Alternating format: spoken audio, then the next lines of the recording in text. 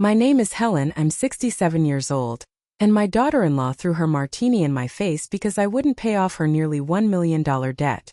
Before I tell you about what I did next that cost them everything, let me know where you're watching from in the comments. The cold liquid hit me like a slap.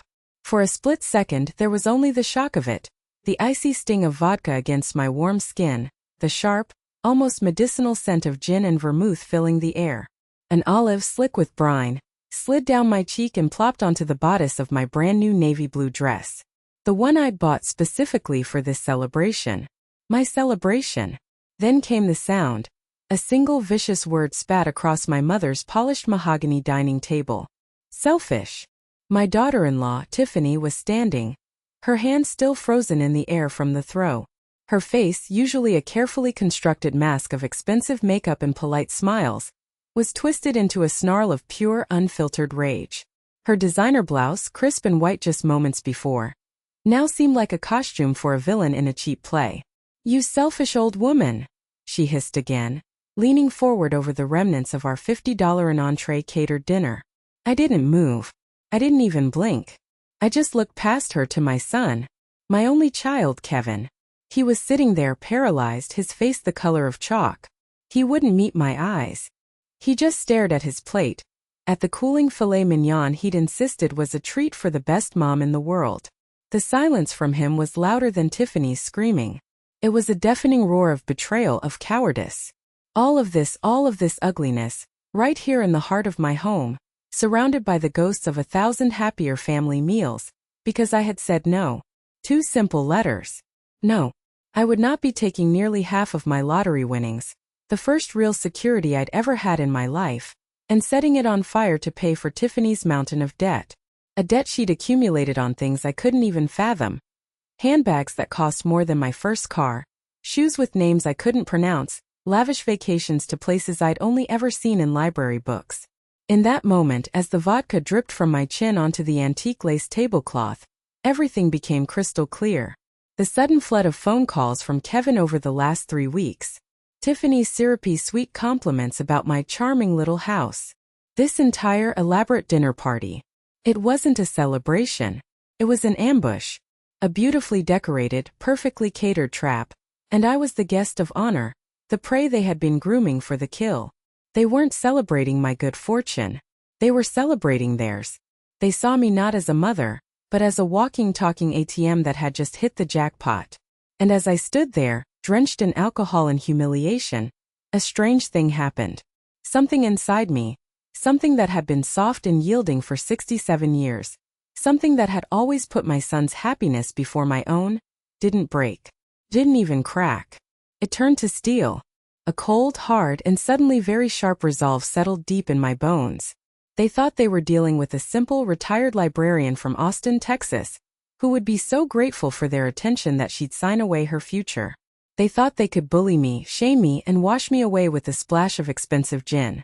They had just made the biggest mistake of their lives. I slowly, deliberately, picked up my cloth napkin from my lap.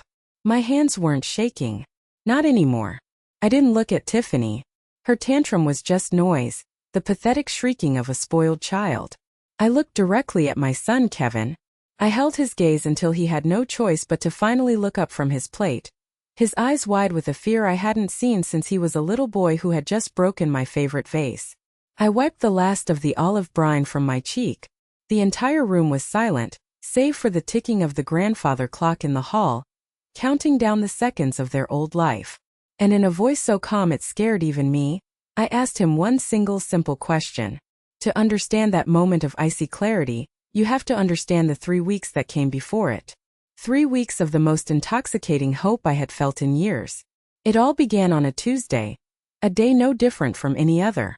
I'd gone to the H-E-B for milk and bread, and on a whim, I'd bought a lottery ticket from the machine by the exit. I tucked it into my purse and forgot about it until Thursday morning, when I saw the winning numbers in the Austin American-Statesman while drinking my coffee. My hands shook so badly I spilled coffee on the newspaper, smudging the ink. I checked the numbers again. And again. A dizzying, breathless feeling washed over me. It wasn't real. It couldn't be. Not for me, Helen, the retired librarian who clipped coupons and considered a new pair of walking shoes a major purchase. $2 million. After taxes it would be less, of course, but it was still a number so vast it felt like a fantasy. After the initial shock wore off, a profound joy bloomed in my chest, warm and overwhelming. The first thing I did, the very first thing that came to mind, was call Kevin. "Mom? Is everything okay?" He answered, his voice distracted. I could hear the clicking of a keyboard in the background. "Oh, sweetheart," I said, my voice thick with tears I couldn't hold back. "Everything is more than okay. You're not going to believe this," I told him. The line went silent for a moment, the only sound the frantic clicking of his keyboard stopping abruptly. Then an explosion of noise. "What? Mom, are you serious? 2 million. I could hear Tiffany squealing in the background, a high-pitched sound of pure, unrestrained delight. "Oh my God, Kevin. Oh my God. That's incredible, Mom. I'm so happy for you." The warmth in his voice was a balm to my soul. It had been so long since I'd heard him sound genuinely excited to talk to me. For the past 5 years, since Tiffany came into the picture, our relationship had become distant, strained. Our calls were brief, dutiful check-ins, often prompted, I suspected, by a reminder from her. They lived their busy, important lives in their trendy downtown condo, and I lived my quiet one out here in the suburbs. We were in the same city but worlds apart. But that phone call changed everything. Suddenly the distance vanished. He started calling me every day. "Just checking in, Mom. How are you feeling? Have you talked to a financial advisor? Tiffany thinks you should talk to hers. He's really sharp." I was touched by his sudden concern. He asked about my plans, my dreams. I told him about the trip to the national parks I'd always wanted to take, about maybe getting a new car that didn't make a strange rattling noise every time I went over 50 miles an hour. Tiffany, too, underwent a miraculous transformation. She sent me a text with a photo of a bouquet of roses. The caption read, "Thinking of you. So thrilled for our family's wonderful news," with 3 heart emojis. Our family. I hadn't felt like a real part of their family in years. I was an obligation, a holiday dinner guest they had to tolerate. Now suddenly I was the heart of it. They insisted on throwing me a party. "No, Mom, you're not lifting a finger," Kevin had said firmly. "This is our treat. Tiffany's even going to handle all the food. We want to celebrate you properly." A part of me, the lonely mother part that had yearned for this closeness, soaked it all up like a dry sponge. I let myself believe it. I let myself hope that this money, this incredible stroke of luck, wasn't just for me. It was for us. It was the bridge that would finally bring my son back to me. The miracle that would mend the fractures in our family. I pictured future holidays, laughter filling my small house, maybe even the grandchildren I'd long since given up hoping for. The money was the key. But there was another part of me, a quieter, more cautious voice that had been honed by decades of quiet observation in the aisles of a library. It was a voice that whispered in the dead of night, questioning if this sudden affection was a little too bright, a little too loud. It was the same voice that noted how every conversation, no matter how it started, eventually circled back to the money. "Have you received the check yet? What are the tax implications? Are you thinking about investments?" It was a small nagging feeling like a stone in my shoe, a feeling that this beautiful sunlit path they were leading me down might just be leading off the edge of a cliff. I told myself I was being cynical. I pushed the feeling down, choosing to believe in the warmth and ignore the faint chilling draft that came with it. The day of the party arrived, a perfect Texas Saturday, bright and full of promise. I spent the morning feeling a giddy excitement I hadn't experienced since my wedding day. I went to the salon, had my silver hair styled, and even splurged on a manicure, my nails painted a tasteful shade of rose. I wore the new navy blue dress, the most expensive piece of clothing I bought for myself in over a decade. Looking at my reflection, I saw a woman who looked happy, hopeful, ready to be celebrated. By 5 o'clock, my house was spotless, the table set with my mother's good china that I saved for special occasions. The scent of vanilla candles mingled with the aroma of the expensive flowers Kevin had sent over that afternoon. I felt a flutter in my chest, a nervous, joyful energy. The doorbell rang at precisely 6. When I opened it, Kevin stood there, arms laden with grocery bags filled with elegant-looking containers, a broad smile on his face. Behind him stood Tiffany. And that's when I felt the first real, undeniable jolt of unease. It wasn't just one thing. It was a collection of small discordant details. Tiffany was dressed not for a casual family dinner, but for a corporate board meeting. She wore a severe-looking white blouse with sharp shoulders, tailored black trousers, and heels that clicked aggressively on my stone porch. Her hair was pulled back in a tight, severe bun, and her makeup was immaculate, professional. And in her left hand, she carried a sleek, black leather briefcase. A briefcase? Who brings a briefcase to a celebration dinner at their mother-in-law's house? "Happy Celebration Day, Helen," she said, her smile a little too wide, a little too bright. She leaned in for a quick, airlight hug that felt more like a formality than a gesture of affection. "You look lovely." She called me Helen. For 5 years it had always been a distant Kevin's mom, when she referred to me, or nothing at all. The switch to my first name felt less like intimacy and more like a strategy. I tried to shake it off. "You both didn't have to go to all this trouble," I said, gesturing them inside. "Nonsense," Kevin boomed, kissing my cheek. "Nothing's too good for our lottery winner." He bustled into the kitchen, unpacking containers of what smelled like heaven: cocoa vin, potato gratin, asparagus with hollandaise sauce. It was all from a French bistro downtown where a single entree costs more than my weekly grocery budget. Tiffany followed, placing her briefcase pointedly on the floor by the dining room table before joining him. The dinner itself was a masterclass in calculated charm. Tiffany, who had once subtly mocked my vintage furniture, now praised my home's authentic character. She asked me questions about my time as a librarian, nodding intently, her eyes wide with a feigned interest that felt almost insulting. She laughed at my stories, a light, tinkling sound that didn't quite reach her eyes. Kevin kept the expensive wine flowing, proposing toast after toast. To Mom, for all her years of hard work finally paying off.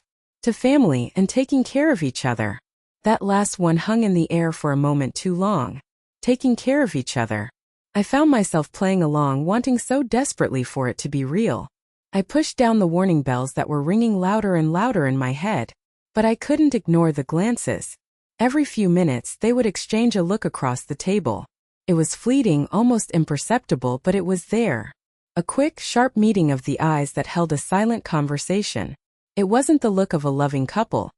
It was the look of a team executing a plan. It felt rehearsed.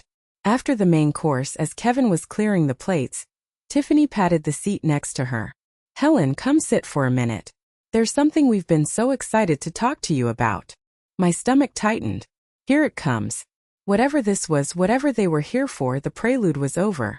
I sat down, folding my hands in my lap, my new manicure suddenly looking frivolous and foolish.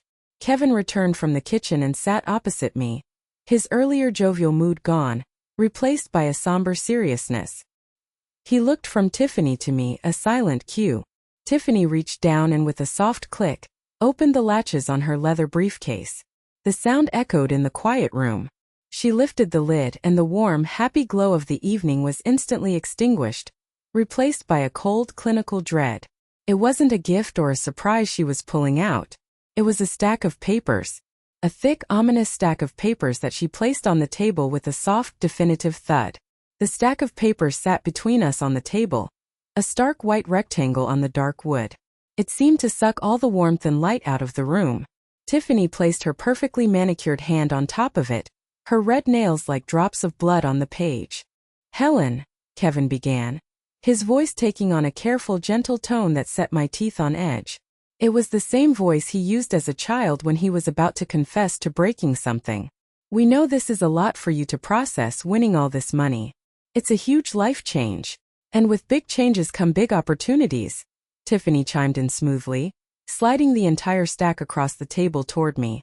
"An opportunity to really help the people you love. To make a real difference." I didn't touch the papers. I just stared at them. Even upside down I could see logos, columns of numbers, and bold, angry red letters. "What is this?"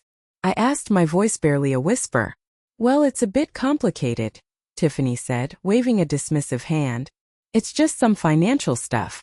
I've been working on a few high-level investment projects building my brand, you know? It takes capital to establish yourself professionally." "She's had some temporary cash flow issues," Kevin added, stumbling over the words as if he'd rehearsed them and was now forgetting his lines. It got a little out of hand, but it's nothing serious. My gaze fell on the top page. It was a statement from something called Premier Credit Solutions, addressed to Tiffany. And at the bottom of the page in a large bold font was a number. A number that didn't seem real. It made the air leave my lungs in a silent rush.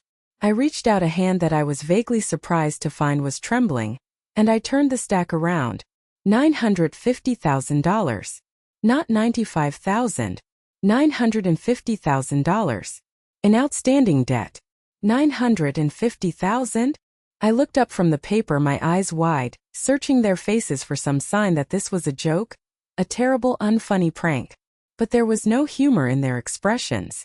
Only a tense, watchful anticipation. Like I said, it's complicated, Tiffany began, but I cut her off. No, I said, my voice suddenly sharp and clear. It's not complicated at all. This says you owe almost $1 million. How is that possible? A flicker of annoyance crossed her face before being smoothed over with a patient smile. Helen, you wouldn't understand. The world is different now. I'm building a life, a career. Sometimes that requires investment. Investment. I started flipping through the pages. Each one was a new horror story.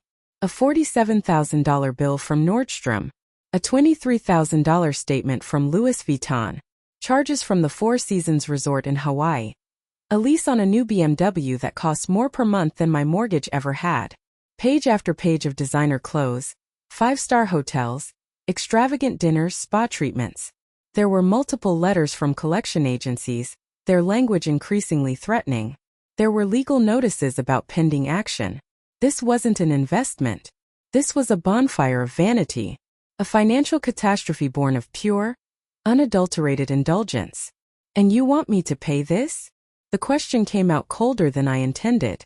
The warmth I'd felt for them just an hour ago had curdled into a sick, icy dread. Kevin reached across the table and covered my hand with his. His felt clammy. Mom, you just won $2 million. After taxes it'll be, what, $1.3 million? This is less than that.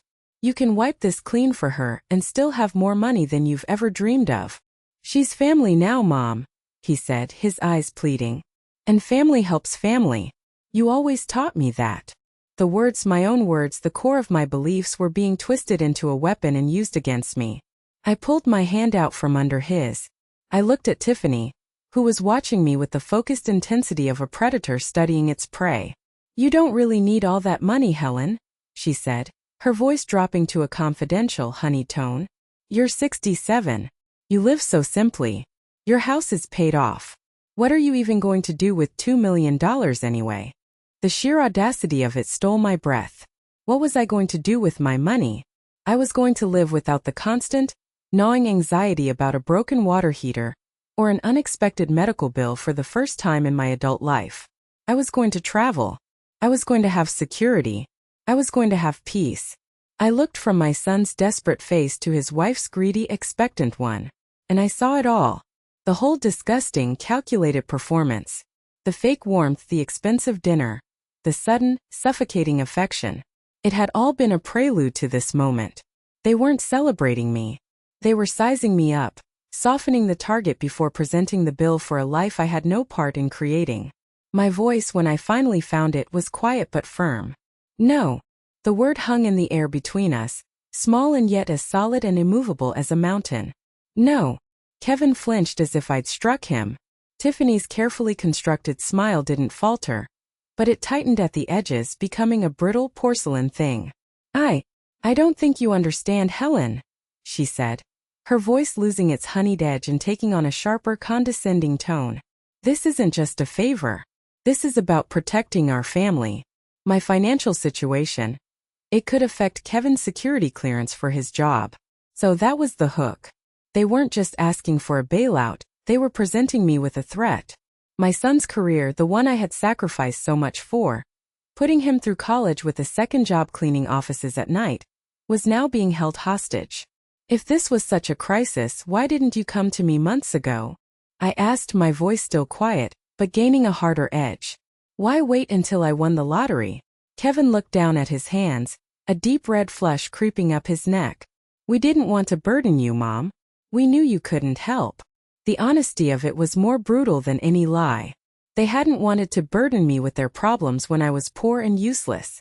But now that I had money, I was no longer a burden. I was a resource. A solution. Be realistic, Mom, Kevin finally mumbled, looking up at me with an expression of aggrieved impatience. You could pay this off and still live comfortably on the interest from the rest for the rest of your life. It's not like we're asking for everything. You're asking for almost $1 million. I said, my voice finally rising. You're asking for my future. For my security. You're asking me to risk everything I have to pay for. For this. I gestured angrily at the pile of statements.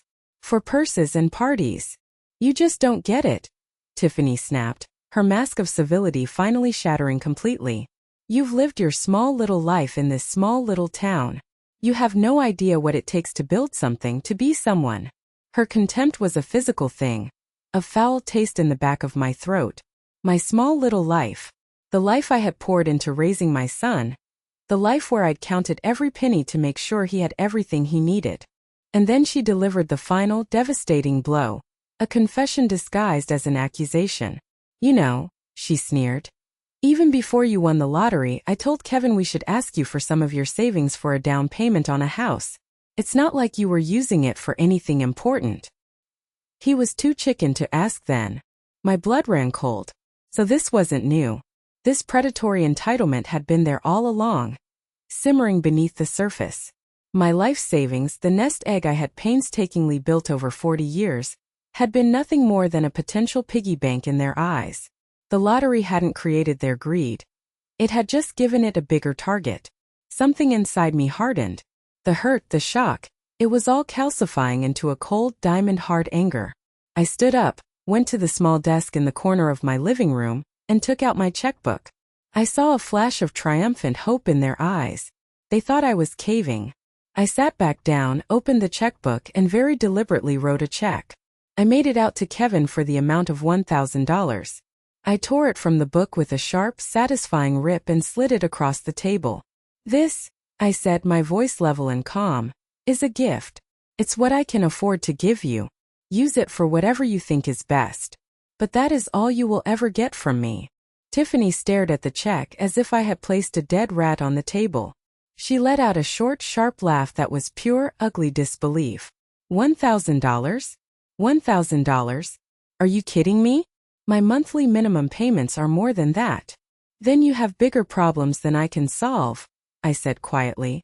You could solve them, Kevin exclaimed, his voice tight with frustration. You're choosing not to. Yes, I said, looking him straight in the eye. I am choosing to protect myself. I am choosing me. And that's when it happened. In a flash of movement, Tiffany snatched her martini from the table. For a surreal half-second, I watched the green olive suspended in the clear liquid as the glass flew through the air. Then came the cold, shocking splash as the contents hit my face and chest. Selfish, she shrieked, her face contorted. You selfish old woman. I stood there dripping, the smell of gin making me dizzy. And as I looked at my son, who just sat there, watching his wife assault his mother, not saying a word, not making a move, I knew this wasn't just the end of a dinner. It was the end of everything we had ever been. I pointed a trembling finger toward the front door. Get, I said, my voice a low growl I didn't recognize. Out of my house. Now. They scrambled out like scolded children caught in a lie, their shock and indignation radiating off them in palpable waves. Tiffany grabbed her briefcase, stuffing the rejected check into a side pocket with a furious gesture. Kevin wouldn't look at me. He just followed her out, pulling the door shut behind them with a soft click that sounded as final as a tomb ceiling.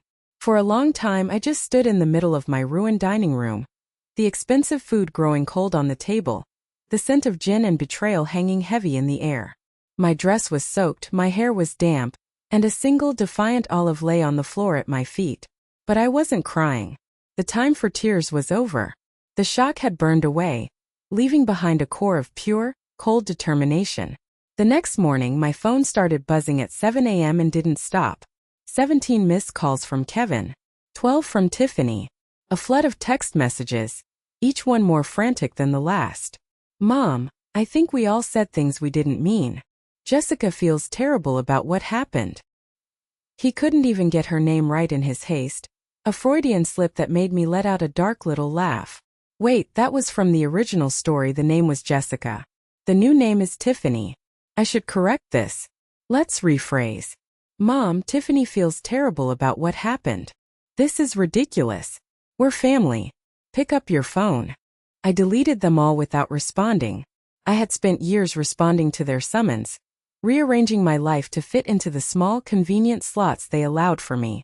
That version of me was gone, washed away in a shower of martini.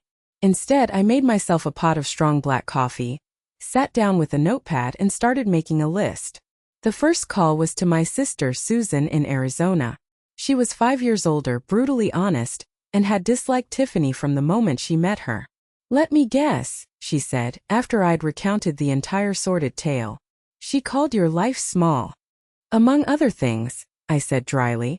That woman could fall into a barrel of diamonds and come out complaining she didn't get a matching necklace. Susan snorted. Listen to me, Helen. Write down everything.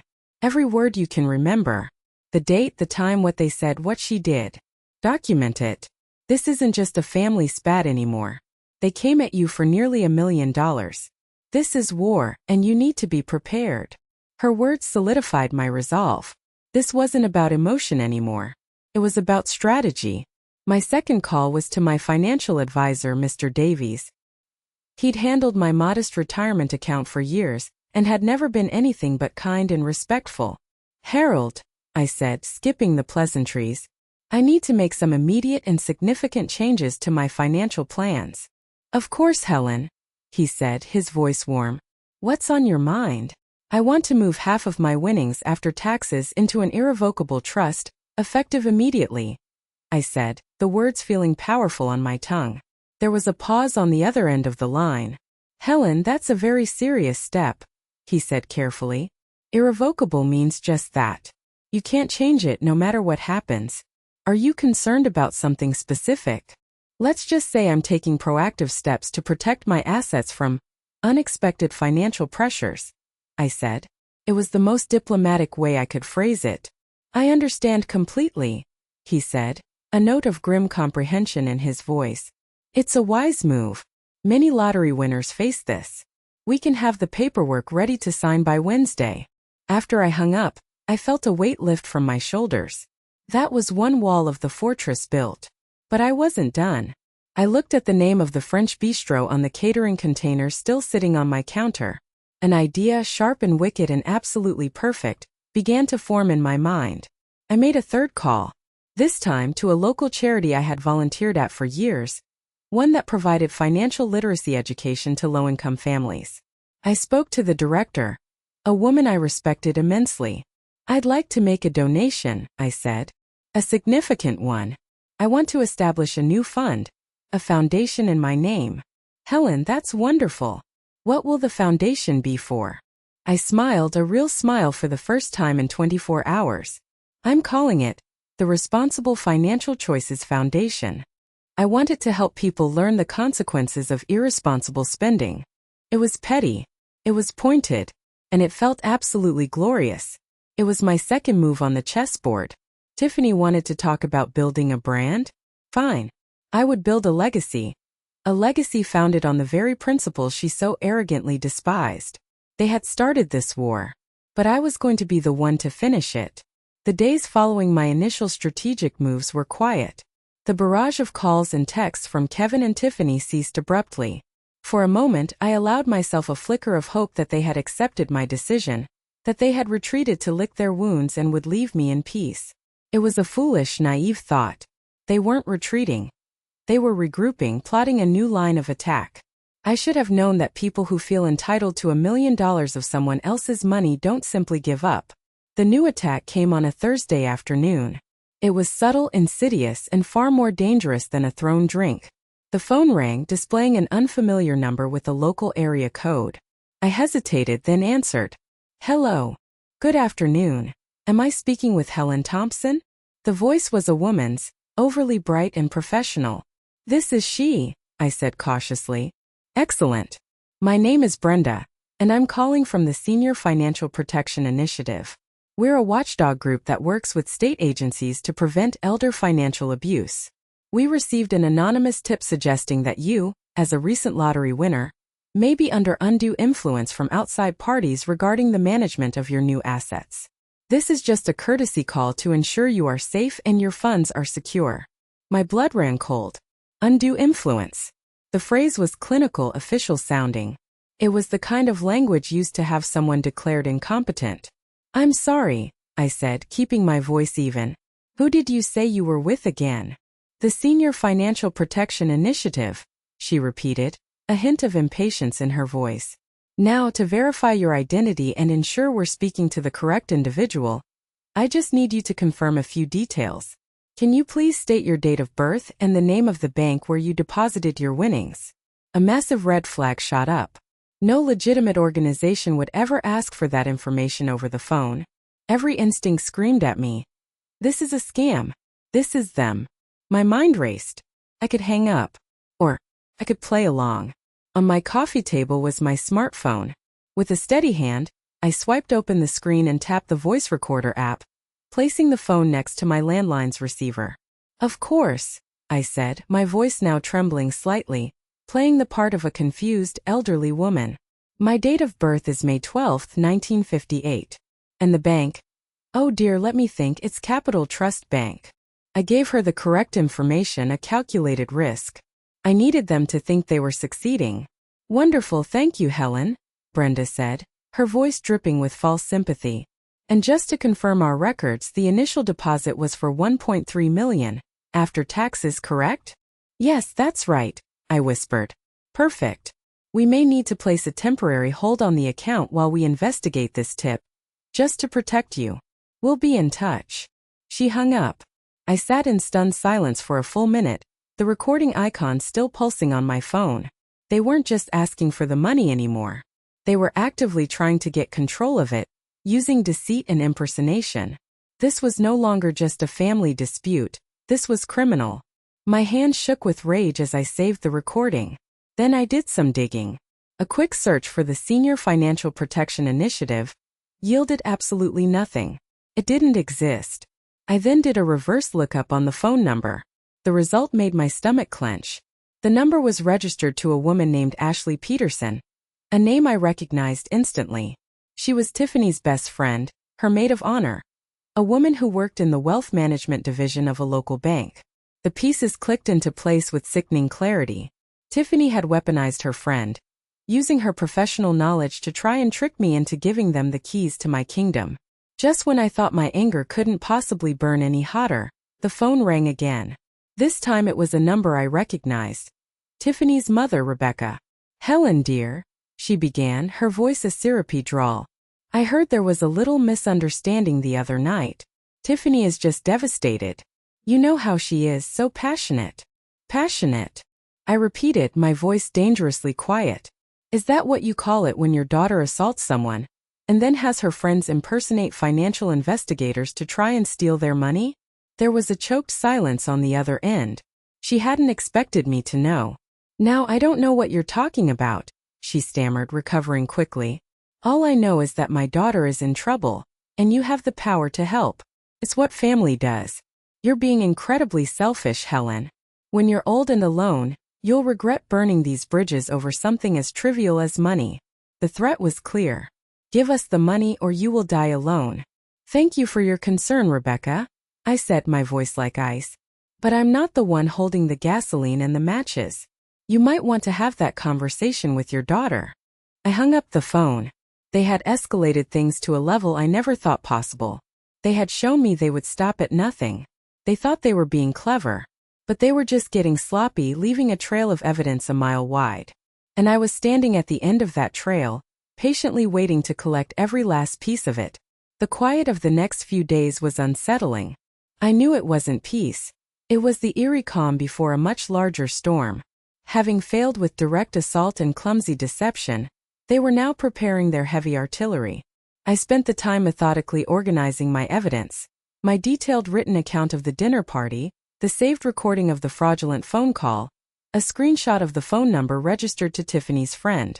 I felt like a general preparing for a siege. The first salvo was fired on Monday morning. I was in my garden pruning my rose bushes when a police cruiser pulled into my driveway. A young officer, his face etched with a kind of weary patience, approached me. "Ma'am, Mrs. Helen Thompson?" he asked. "Yes, that's me, officer," I replied, setting down my shears. "We received a call for a wellness check, ma'am," he said, his eyes scanning me for any sign of distress. "Your son was concerned. He said he hasn't been able to reach you and was worried for your safety." I almost laughed. "Worried for my safety?" I said, my voice dripping with irony. "Or worried about his potential inheritance?" The officer's professional mask twitched. "He expressed concern that you might be confused or not taking care of yourself." "Officer," I said, looking him straight in the eye, "I am perfectly well. The only thing I am not taking care of is my son and daughter-in-law's demand that I pay off their $1 million debt. When I refused, my daughter-in-law threw her drink in my face. That is why I am not answering their calls. Does that sound like confusion to you?" Understanding dawned in the young officer's eyes. He'd seen this kind of family drama before. "No, ma'am," he said, his tone shifting from official to sympathetic. "That sounds like a boundary. I'll note in my report that you are safe and sound." He tipped his hat and left. The wellness check was a pathetic, transparent attempt to paint me as feeble and incapable, a narrative they were clearly trying to build. The main assault arrived 3 days later, delivered by the mailman. It was a thick, creamy envelope, sent via certified mail, from a law firm I'd never heard of, Peterson, Blake and Associates. My hands were steady as I signed for it and took it inside. I slid it open with a kitchen knife. The legalese was dense, but the message was brutally clear. They were suing me. Tiffany, with Kevin named as a concerned party, was petitioning the court on the grounds of financial elder abuse. But here was the truly insane, audacious twist. They weren't claiming someone else was abusing me. They were claiming I was abusing myself. The petition argued that my sudden and overwhelming lottery winnings had rendered me mentally incapable of making rational financial decisions. My refusal to provide necessary support to my immediate family in a time of crisis was presented as prima facie evidence of my incompetence. They claimed I was hoarding my assets in a way that was detrimental to my own familial well-being and long-term emotional health. They were demanding the court appoint a temporary conservator to manage my estate, a conservator, they helpfully suggested, who could be a neutral third party recommended by them. And they were formally requesting a court-ordered psychiatric evaluation to determine my competency. I read it twice, then a third time. I wasn't angry.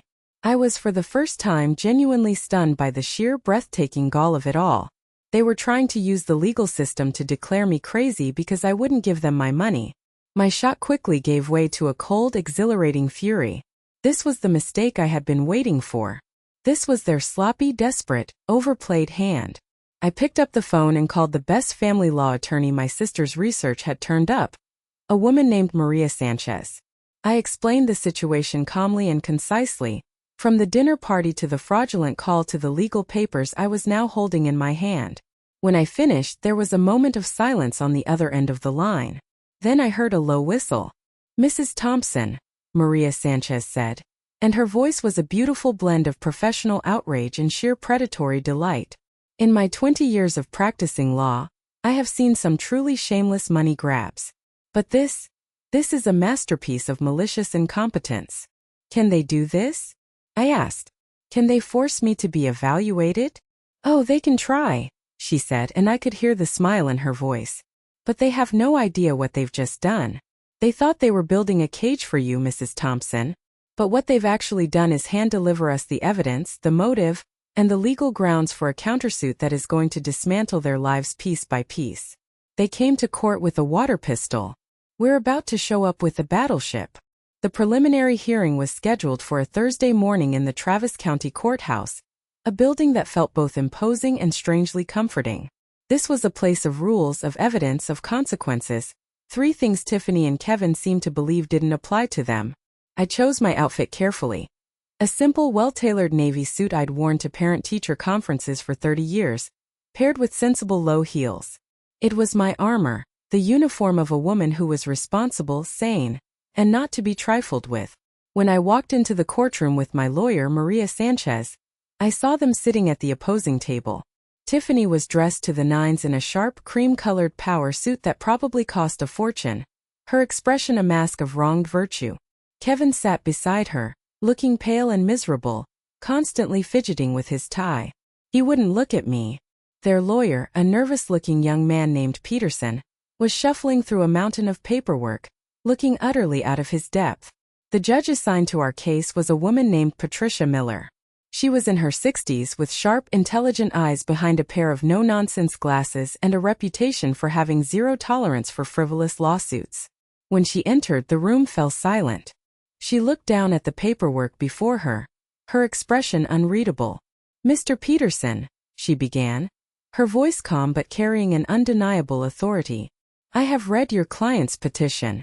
And I must confess, in all my years on the bench, this is a novel argument. You are petitioning this court to declare Mrs. Thompson mentally incompetent and a danger to herself because she has refused to pay off your clients, Ms. Tiffany Thompson's, substantial personal debts. Is that an accurate summary?" "Your Honor," Peterson began, standing up shakily, "we believe that Mrs. Thompson's sudden acquisition of wealth has impaired her judgment.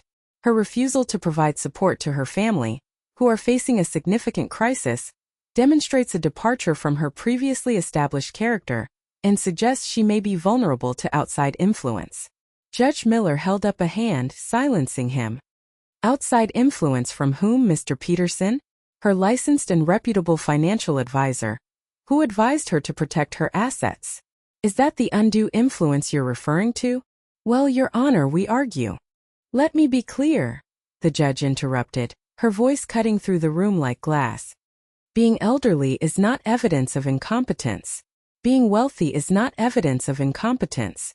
And refusing to bail out an adult child spouse who has, according to these statements, spent nearly $1 million on luxury goods, is not only not evidence of incompetence, it is perhaps the most profound evidence of sound financial judgment I have seen this month.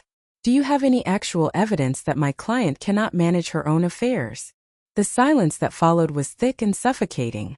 Mr. Peterson paled, shuffling his papers as if the answer might magically appear on one of them. He had nothing. "I see," Judge Miller said, her gaze shifting to Tiffany. "Miss Thompson, is it your testimony that your mother-in-law owes you this money?" Before Tiffany could answer, Maria Sanchez rose smoothly to her feet. "Your Honor," she said, her voice clear and strong, "if I may, we would like to present evidence as to what is actually happening here." And for the next 20 minutes, Maria methodically, brutally laid out the entire story. She presented my written timeline of events. She played the audio recording of the fraudulent phone call from Tiffany's friend, Brenda, from the Senior Financial Protection Initiative. The entire courtroom listened as the clumsy, illegal attempt to gain access to my accounts filled the air. Tiffany sank lower in her chair, her face turning a blotchy red. Maria then presented the threatening text messages, the police report from the manipulative wellness check, and finally, the stack of credit card statements. "Your Honor," Maria concluded, her voice ringing with conviction, "this is not a good faith petition to protect an elderly woman. This is a case of targeted harassment, attempted extortion, and malicious prosecution. It is a desperate, vindictive act by a family who saw their mother not as a person, but as a winning lottery ticket they felt entitled to cash. When she refused, they attacked her, they tried to defraud her, and now they are attempting to use this honorable court to strip her of her rights and her assets. They are the abusers here, not my client." Judge Miller was silent for a long moment, looking down at the evidence. She removed her glasses and rubbed the bridge of her nose. Finally, she looked directly at Tiffany and Kevin. "This petition is not only dismissed, it is an insult to this court's intelligence," she said, her voice dangerously quiet. "Mr. Peterson, I am sanctioning you and your firm for filing a frivolous and malicious lawsuit. I will be referring this matter to the State Bar. Ms. Thompson, a permanent restraining order is hereby issued. You and your husband are to have no contact with Mrs. Helen Thompson, direct or indirect. Any attempt to do so will result in immediate arrest. Furthermore, I am ordering you to pay for all of Mrs. Thompson's legal fees. This hearing is concluded." She banged her gavel, the sound echoing like a gunshot. It was over. I had one. Leaving the courthouse that day felt like walking out of a long dark tunnel into the bright sunshine. I took a deep breath of the warm Texas air, and it felt like the first clean breath I'd taken in over a month. Maria squeezed my arm. "That," she said with a grin, "is what justice looks like." But the judge's verdict wasn't the end of the story. It was simply the first domino to fall. The consequences for Kevin and Tiffany were swift, brutal, and entirely of their own making. The first piece of news came about 2 weeks later, from my sister Susan, who had an uncanny knack for finding things out. "You are not going to believe this," she said, her voice giddy with schadenfreude over the phone. "I was looking at the public records online. Tiffany and Thompson officially filed for Chapter 7 bankruptcy yesterday. It turned out that being sanctioned by the court in order to pay my substantial legal fees was the final straw that broke her financial back. Her total listed debts, once the lawyer's bills were added, had soared to over $1 million. The life of luxury she had built on a foundation of lies and credit had crumbled to dust. The next domino was Kevin. His company, a major defense contractor, had a strict policy regarding the financial stability of employees with security clearances. A spouse filing for bankruptcy, especially one with over $1 million in debt, was a massive red flag.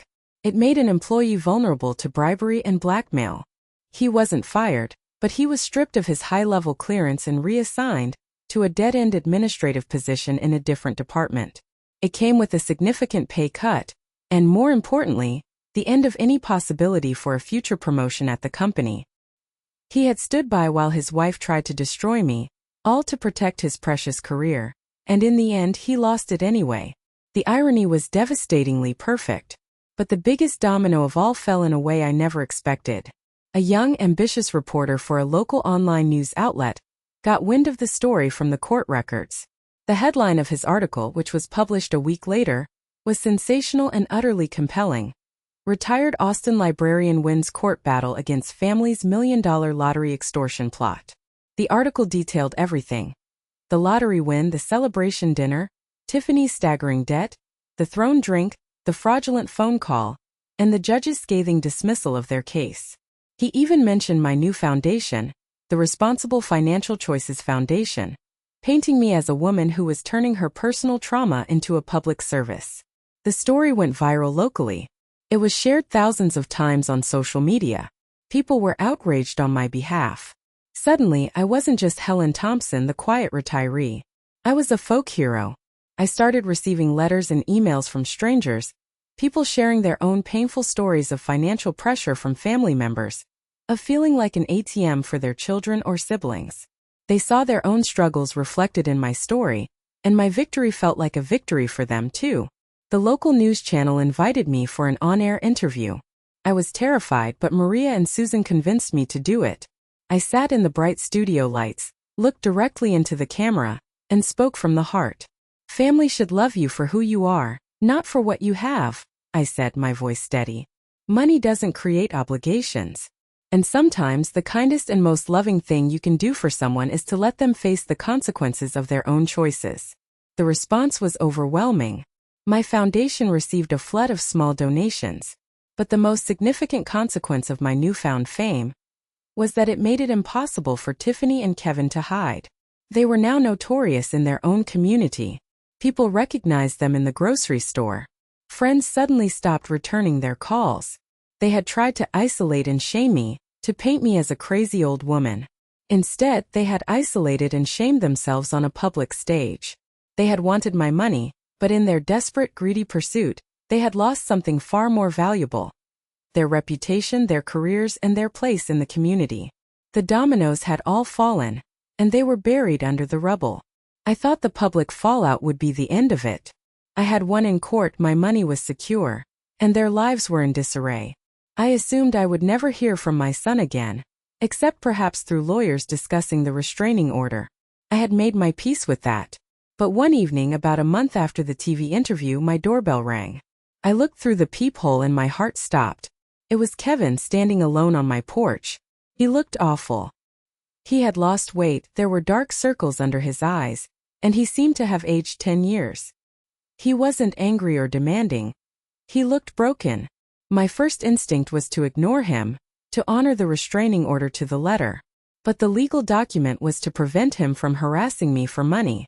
He wasn't yelling, he wasn't demanding anything. He was just standing there, looking like a lost little boy. Against my better judgment, I opened the door, leaving the security chain on. "I know I'm not supposed to be here," he said, his voice hoarse. "And I'm not here to ask for anything. The order says I can't contact you about money, and I'm not. I needed to apologize. And I needed to tell you something." I said nothing, just watched him. "I filed for divorce, Mom," he said quietly, the words hanging in the heavy evening air. I felt a flicker of surprise but quickly suppressed it. I wouldn't let him draw me in with pity. "Why are you telling me this, Kevin?" "Because I need you to know why. I need you to know what really happened." He rubbed a hand over his tired face. "I was a coward, Mom. A complete and utter coward. That night. When she threw that drink at you, I should have stopped her. I should have stood up for you. Instead, I let her convince me that you were the one being unreasonable." "Why?" I asked, the question I'd been silently screaming for months. "Why would you believe her over me?" "Because," he said, and his voice cracked with a shame that felt real. "It was easier to believe you were wrong than to admit I had married a monster. It was easier than admitting my entire life was a lie." He told me that the bankruptcy proceedings had forced Tiffany to disclose all her finances, and he discovered she had been hiding another $200,000 in debt from him.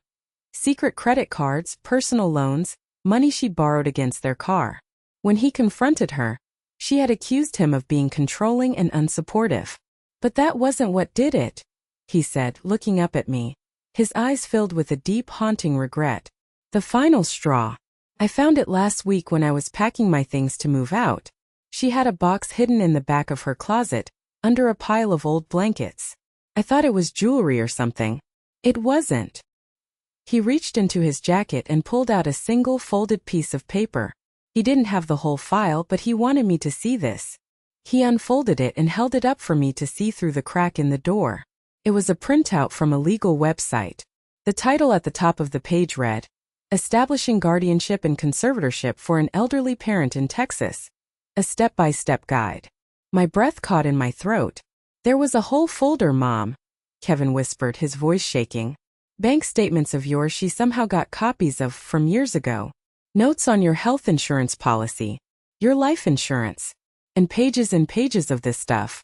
Research on how to have an elderly person declared incompetent. The documents were all dated. She started researching this 6 months before you won the lottery." The world tilted on its axis. The cold dread that washed over me was 1,000 times worse than anything I had felt before. This wasn't a spontaneous, greedy reaction to my lottery win. This was a long-term plan. A cold, calculated, predatory plot. Whether I won the lottery or simply grew old and frail, the endgame was always the same: to gain control of my assets, to take everything I had. Tiffany hadn't just been a gold digger. She had been a hunter, and I had been her prey all along.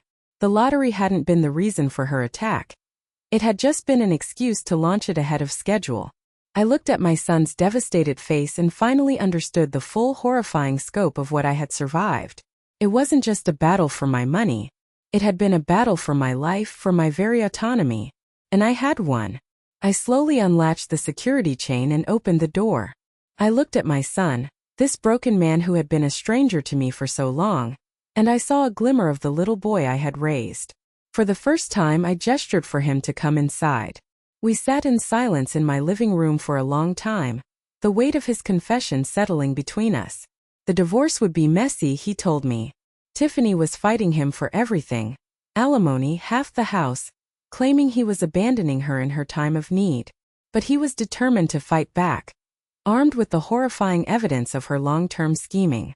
"I know I don't deserve it, Mom," he said finally, staring into his hands. "But I want to try. To rebuild things between us. Not because I need anything, but because I miss my mom.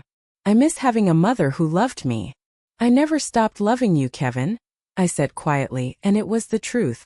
"But you broke my trust. And that will take time to heal." He nodded, accepting it. There were no easy fixes, no magic words that could erase the damage. But for the first time in 5 years, it felt like we were standing on solid ground, however rocky it might be. He was finally seeing the truth, and he was finally taking responsibility for his part in the nightmare. After he left, I walked out into my garden as the sun began to set, casting long shadows across the lawn. A profound sense of peace settled over me. The war was truly over. All the secrets were out, all the poison had been lanced. I had been tested in a fire I never could have imagined, and I had not been consumed. I had emerged stronger, wiser, and more fiercely protective of my own peace than ever before. A few days later, I received a call from Mr. Davies, my financial advisor. "Helen," he said, a smile in his voice, "I have some wonderful news. The Responsible Financial Choices Foundation received its first official donation today. An anonymous one for $50,000. The note just said, 'Thank you for sharing your story. It inspired me to help others avoid the same pain.'" Tears welled in my eyes, but this time they were tears of gratitude. My story, born from such ugliness and betrayal, was already becoming a force for good. Tiffany had tried to take everything from me, but in the end, she had given me something I never knew I needed: a purpose. The next morning I sat at my computer, the warm sunlight streaming through the window. I bypassed the travel sites for Ireland. That was a dream from my old life. I had a new one now. I pulled up the website for the National Park Service. I booked a 2-month cross-country train ticket. I planned a route that would take me from the misty mountains of the Smokies to the Red Rock Canyons of Utah, from the geysers of Yellowstone to the giant sequoias of California. It was a journey for me by me, a celebration not of money but of freedom, the freedom I had fought for and won. That lottery ticket didn't just buy me financial security, it bought me my life back. It forced me to see the truth, to find a strength I never knew I possessed, and to learn the difference between the conditional affection of people who see you as a resource and the true unconditional love that expects nothing in return. It taught me that my small little life was anything but.